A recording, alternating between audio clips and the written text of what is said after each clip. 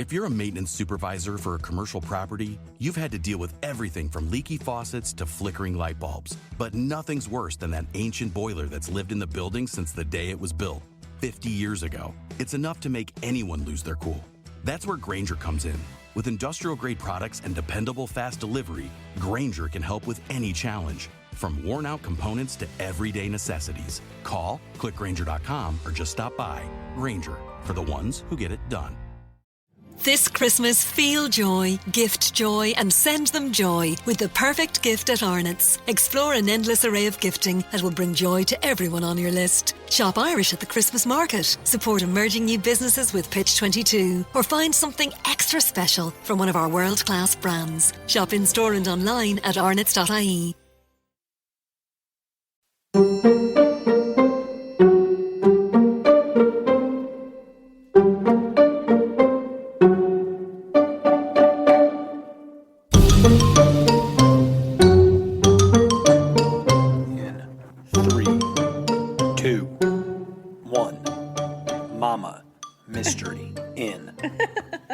Nice.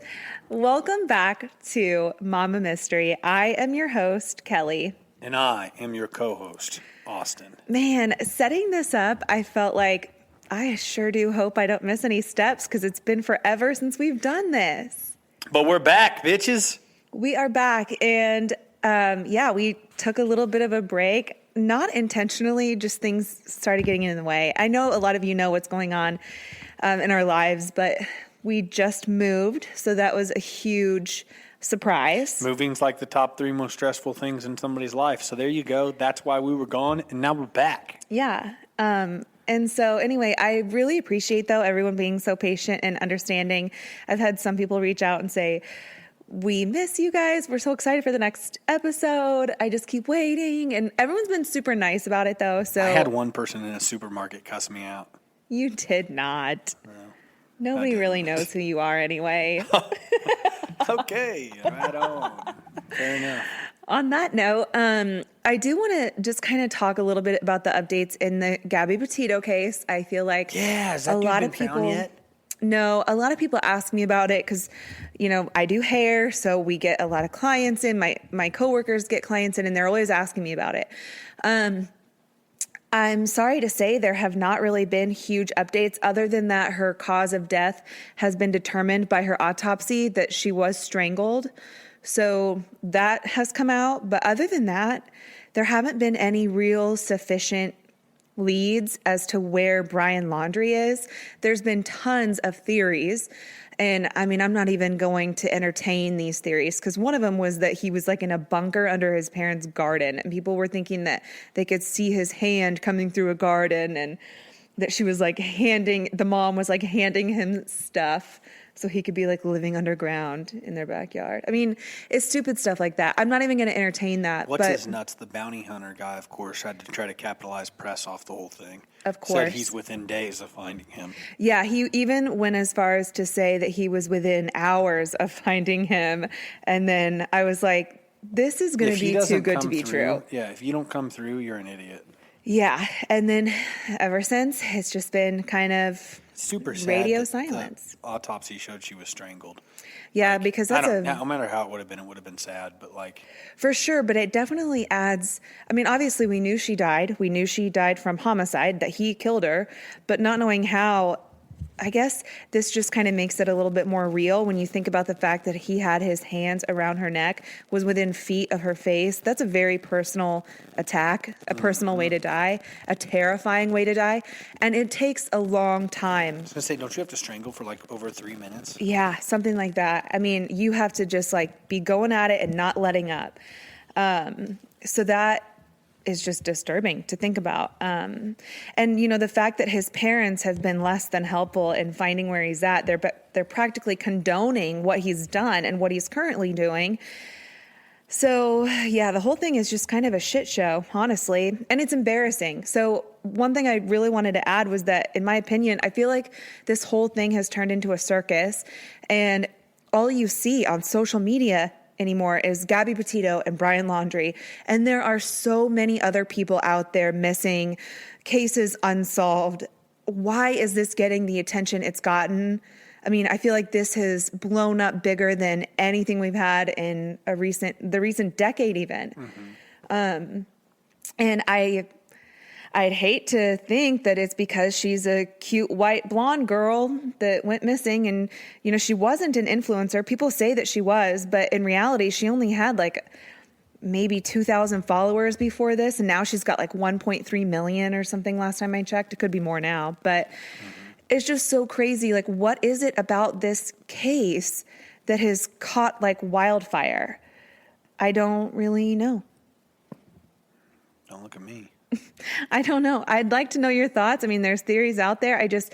I know it kind of went viral on TikTok, and I feel like the algorithm on TikTok kind of made it really, like in front of people's faces. Like it really gave it a lot of exposure, but I don't know. It's just wild. I've never seen anything like this really, except maybe like Lacey Peterson was a big deal, but that was before social media. So it's weird. I have stuffed pork chops in the oven, so let's dive into this case. All right, I'm ready Austin. to hear it.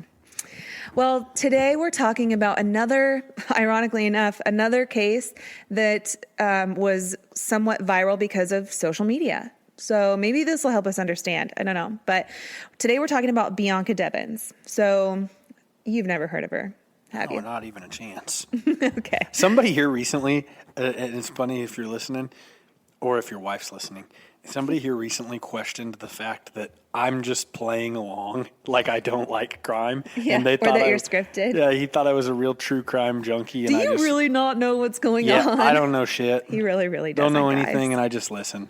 Yeah. But you make it good, Kelly, so go ahead. Thank you. So do you. I thought that was funny to share. Yeah.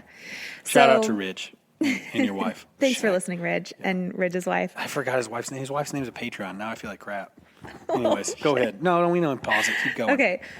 So shout out to you all. Bianca Michelle Devins was born on October 2nd of 2001 in Utica, New York.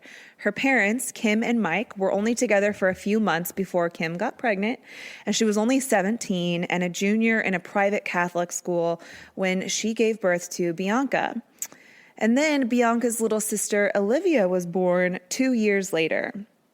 So we've all watched Teen Mom. We usually know how this stuff turns out. Kim and Mike had a pretty tumultuous relationship. And in 2010, they split up for the first time after Kim filed multiple complaints of domestic violence. But they would break up, get back together multiple times over the course of the next 5 years. And I feel like that's unfortunately pretty typical. It's very hard to leave these relationships. And finally, they split up for good 5 years later in 2015. So when Mike left, he left for good, severing contact with his daughters, which left Bianca feeling pretty abandoned, which is super sad. And then by middle school, Bianca was unfortunately struggling with her mental health. She went from being this outgoing, popular girl to being really introverted and kind of withdrawn. And I think she really struggled with that feeling of abandonment by her father. And it was really starting to manifest as she got older, hitting puberty. That's a tough time. And then all these things really start to kind of affect everything else, right? Mm-hmm. So she was described by one friend as being really shy and anxious and kind of on her own. Bianca did seek out counseling, but after she divulged to one of her counselors that she had visions or fantasies of self-harm, she was admitted to a month-long stay in a psychiatric care facility. And she really struggled with so much anxiety that it made it hard for her to attend public school. So her mom enrolled her in a homeschooling program. So I feel like she has these feelings of abandonment, and then she's also pretty isolated. It's just a sad deal. I don't know. I feel really bad for her. So isolated and stuck at home every day, one of her outlets was social media. And she felt like she could be herself and be honest about her mental health through these various social media platforms. But this online persona made it hard for her to interact with people in the real world because online, she could be whoever she wanted to be, and she could tailor her personality or even her online appearance to the type of interaction she wanted to have. So if she wanted to be open and honest about her struggles, she could, but if she wanted to kind of shelf that and be something else, she could do that too. So she created multiple profiles, but the one that got her the most attention was arguably the one where she was the most genuine, her most genuine self. And it was on a platform called Discord. Have you heard of Discord? Yes, it's like where people can, I know you can like have people in a group, and you can like Discord. There's a lot of stock trading groups that are Discords where like there'll be 50 people in a group or 500 people, and then somebody sends their stock trades and picks and stuff to it. Oh, okay, so I guess that's one way you can use it. I didn't know what it was. I actually had to look it up. But on Discord, she kind of surrounded herself with like-minded girls who were all very young and all very sad.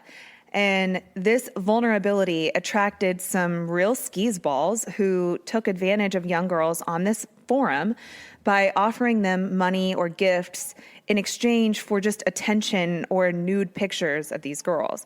So it was a super toxic relationship where these abandoned girls with, abandonment issues were getting the attention that they wanted, but at the risk of someone else exposing them on the internet. So in 2019, Bianca was 17 years old. She had recently graduated from the Thomas R. Proctor High School and was planning to attend Mohawk Valley Community College in Utica to study psychology. So at this point in her life, she had found a counselor that she really liked. Her mental health was improving. And this was the year that she met a boy named Brandon Clark.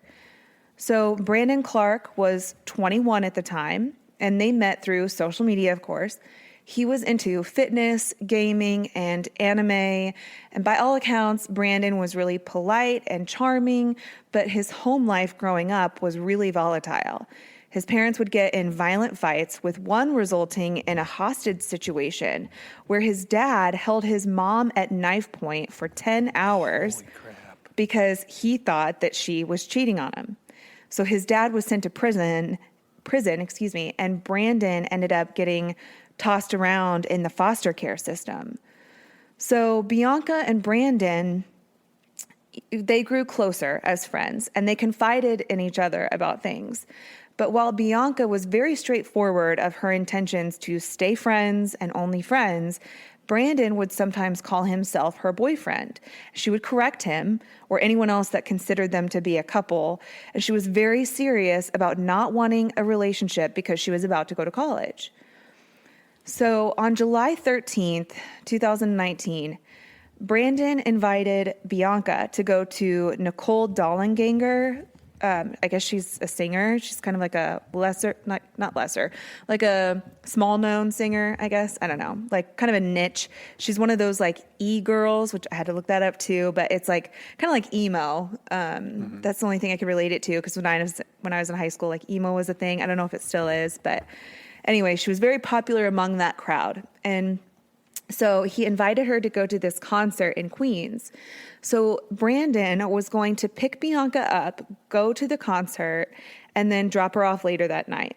So when they arrived at the concert, they ran into a third person, which was a boy named Alex, who Bianca met originally online, but this was their first time meeting in person. And Bianca was swooning over Alex and actually was messaging a friend while she was at the concert about how good Alex smelled and how perfect he was. So I guess at one point in the night, Brandon left to go grab some rolling papers from like a little convenience store around the corner, and Alex and Bianca kissed while he was gone. But at some point during that kiss, Brandon apparently saw them and just became enraged. Alex described Brandon as, quote, nasty and combative after that. So, kissing his girl. Yeah. So at about 10 p.m., Brandon left with Bianca to take her back to Utica. And according to police reports, Brandon confronted Bianca about the kiss that she shared with Alex. And Bianca essentially told him, like, look, we're not in a relationship. I can kiss whoever I want.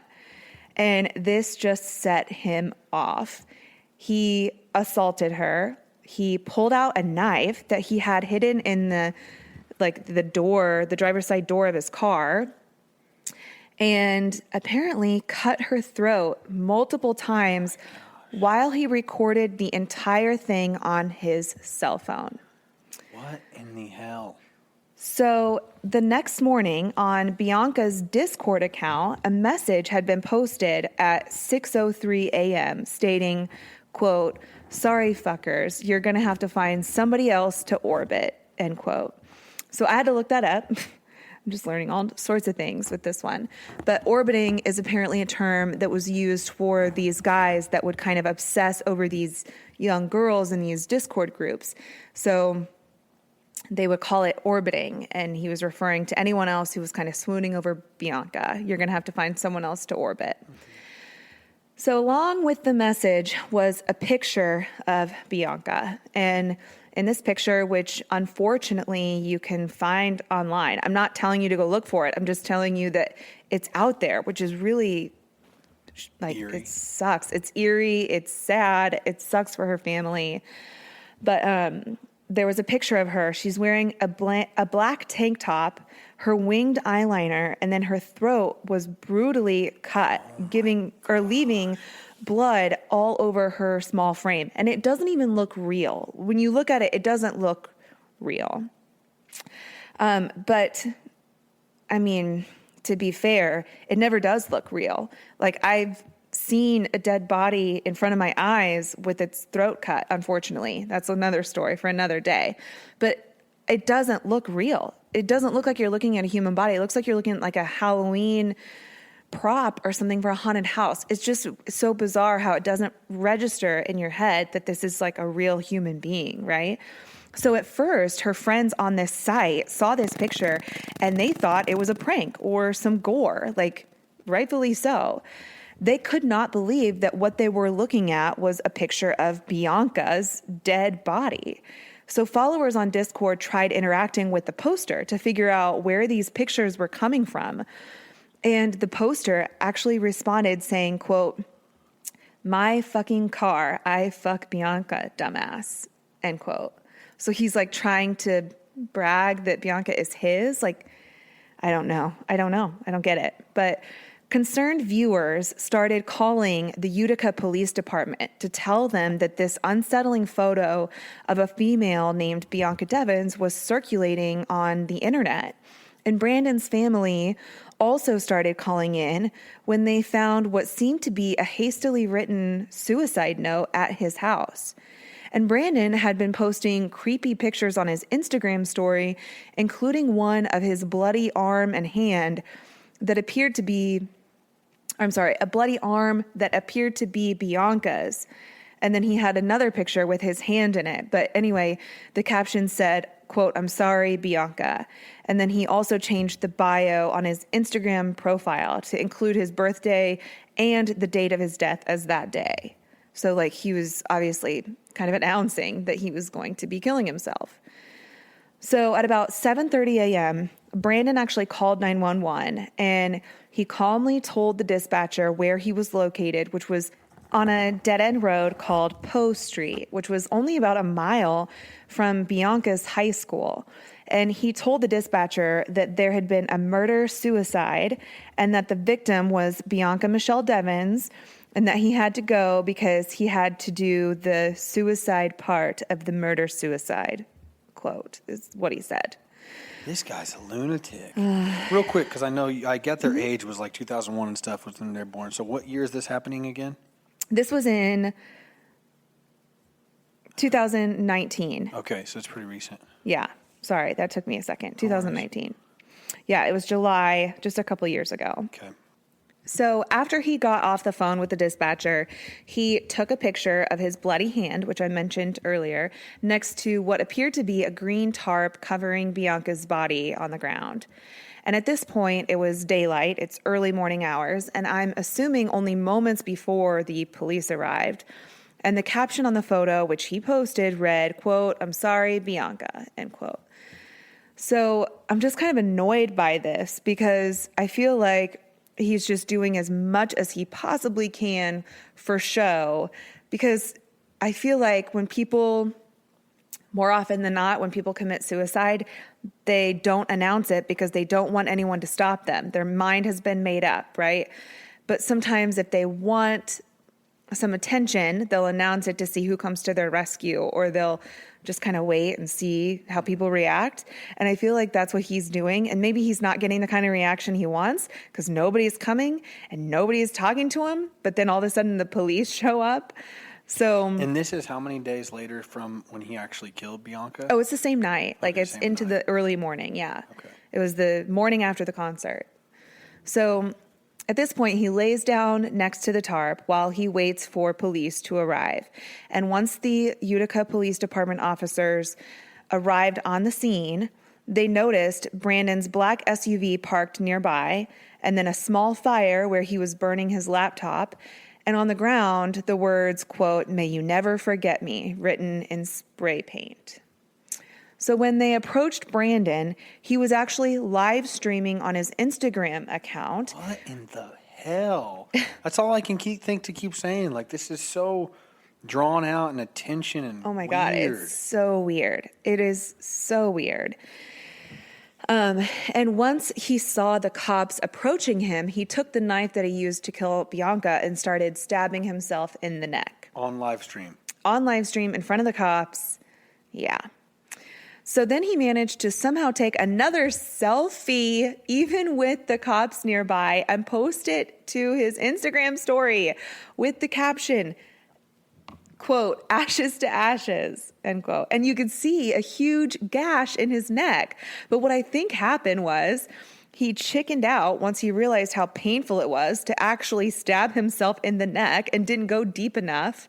And so he just gave himself like a superficial stab wound, which is ironic. You know, to me, it just shows you how big of a pussy he is to inflict so much horror and pain on Bianca, this poor girl, and then not even have the balls to do the same to himself because it probably hurt too bad. And he realized, like, this kind of sucks. Maybe I shouldn't be doing this. So the officers called for emergency backup while one of the officers approached him and asked him where Bianca was. And it was then that one of the officers noticed brown hair kind of seeping out from under the green tarp. So Brandon was taken to the hospital where he survived, of course, from his injuries and was deemed well enough the very next day to undergo questioning. But he seemed more concerned with the notoriety and television exposure. Did it for the gram. He did Did it for the attention. Yes. Which is what the crazy thing is. You hear about these school shootings, all this crazy, sad stuff that happens, and they say don't give the person notoriety because there's effed up people out there that really do stuff for this reason. Right. Which is like hard to even wrap your head around as a seemingly normal person. Normal being somebody who doesn't go kill people. Right. Who would never think to do something like this. Like, I think that's what fascinates me about true crime. And we've said this before, but a lot of times when I hear about these stories, I'm trying to get into the headspace of these people. And one, I can't. I mean, I do my best to just figure out, like, what the hell happened. Sometimes it's a matter of somebody just snapping, right? And just like losing their mind for a split second. But this was a weirdo, drawn out, attention-ridden, like, shit show. And Brandon's motive seemed to be pretty clear, which was that he flew into a jealous rage, when he realized that he could not get what he wanted, which was a relationship with Bianca. And it seemed like there was a vast disconnect between the way that Bianca treated Brandon in public versus in private. So it was public that she denounced the idea that they were in a relationship.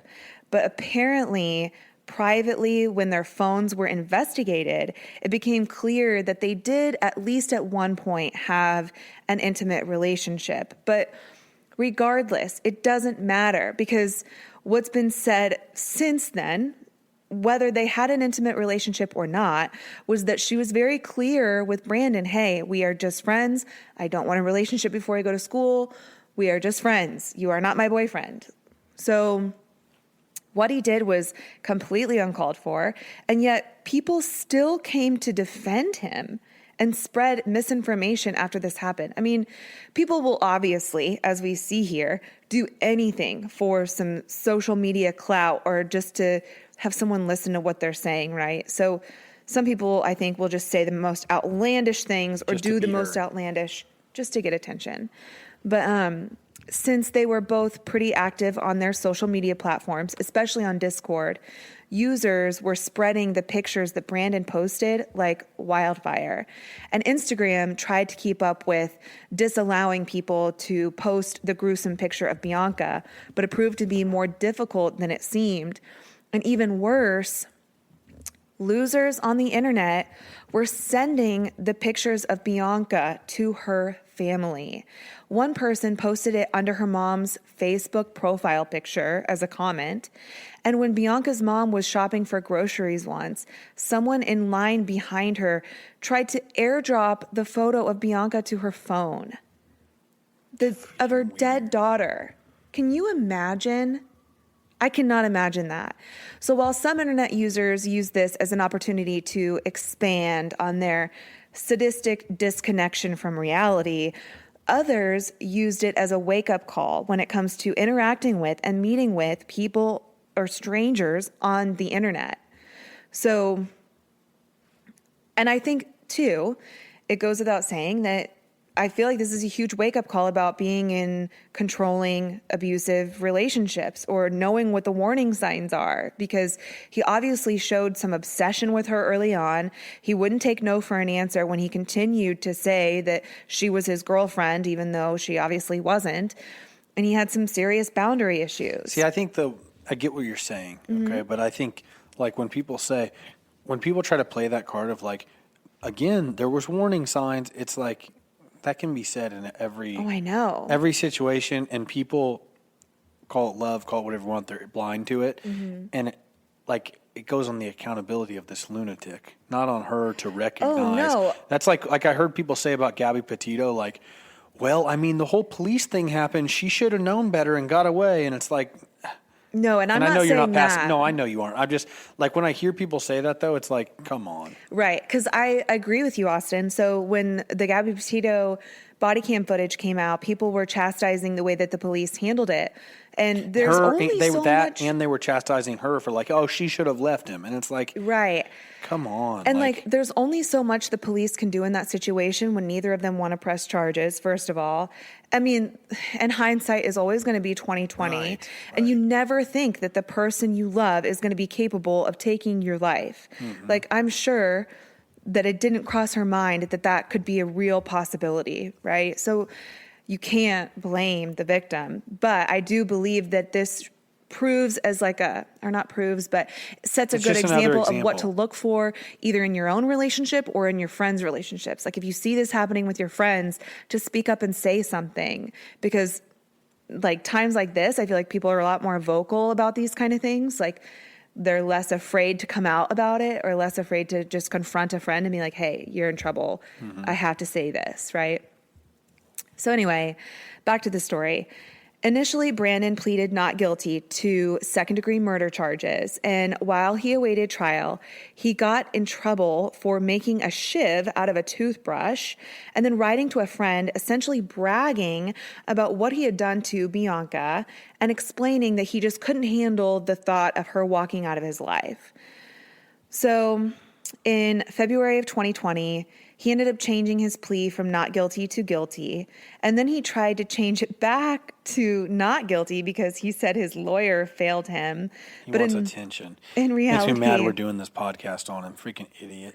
Well, in reality, the video that Brandon took of the murder had already circulated, proving against his claim that he had blacked out and didn't know what he was doing. So he was denied the opportunity to change his plea. And on March 26th of this year, 2021, he was sentenced to 25 years to life in prison. Which, what the hell? Why? Well, it essentially means that he will have to serve a minimum of 25 years before he will be eligible for parole. However, his parole could get denied indefinitely, and he could spend the rest of his life in prison. So I know. Do you think that there's even do you think there should even be a chance he's out in 25 years? Oh, of course not. He committed a vicious crime and showed no remorse. And posted it all over the internet. Yes. The dude should be done for. Exactly. I completely agree. And I hope that this comes up in future parole hearings. And I hope that advocates for Bianca Devins will come out and stand up for her and show up at these parole hearings so that they get denied. Time will tell. I mean, obviously, it's going to be at least 25 years from now. Mm-hmm. But, I mean, just because it's 25 years to life doesn't mean he'll get out at 25. I mean, of course, there's that possibility. But we can just cross our fingers and hope that this story gets circulated enough that Bianca's memory is not forgotten, that what happened to Bianca doesn't get forgotten, and that he stays put. Man.